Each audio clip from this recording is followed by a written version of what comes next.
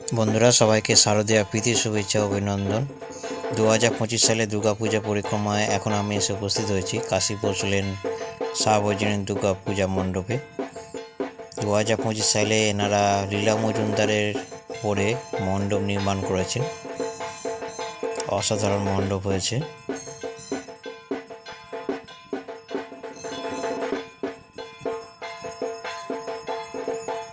এর সঙ্গে মানানসই মাতৃ প্রতিমা।